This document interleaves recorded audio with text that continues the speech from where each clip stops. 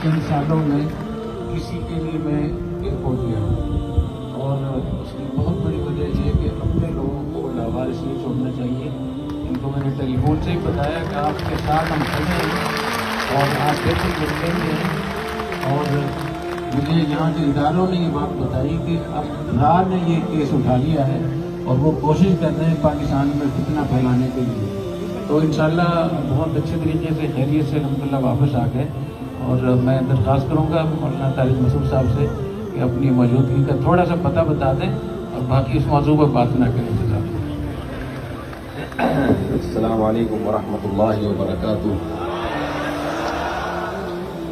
आज हम जनाब डॉक्टर जाकिर नाइक आलम इस्लाम के अजीम मुबल्लिग, उनको वेलकम करने के लिए यहाँ आए थे, लेकिन शायद